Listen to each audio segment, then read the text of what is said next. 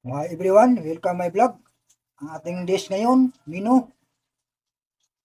Gumawa tayo ng lumpia Shanghai. Ito ang giniling natin na pork. 1/2 kilo. Tapos 70 grams na oyster sauce. 1 teaspoon asin. 1 teaspoon na bitsin. 1 cup cornstarch. 2 pirasong egg. Isang bombay. Saka ahos. 2 carrots. So watch me. Okay. Ito na mga idol.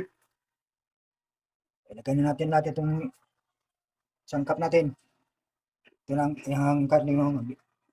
Saka ang iyang lamas kanina, ganito na siya. I-slice na ninyo ng maliliit. Okay. Buhok natin lahat. Good.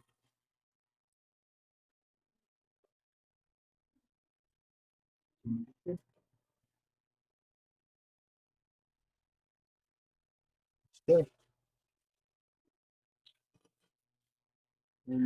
Black pepper. 10 pesos ito. 5 pesos lang ilagay natin to.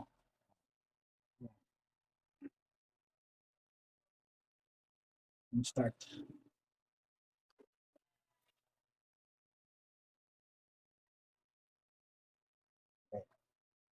Eh, mo nang isahog. Watch me yan. Okay mga idol, ganito na siya oh. So, ang gagawin na naman natin sunod, ato na siyang i-wrapper na to. Ato na siyang i-balot sa wrapper. So, watch me mga idol.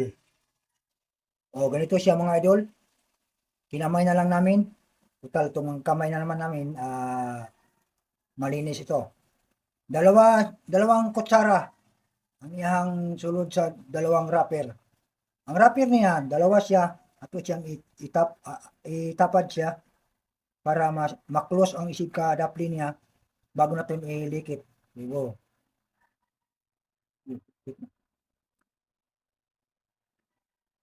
Ayan. Ayan mga idol.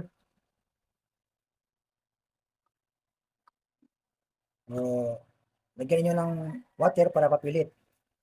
Papilit siya. Para dili panigdunod nimo sa mantika, dili siya mamubungkag.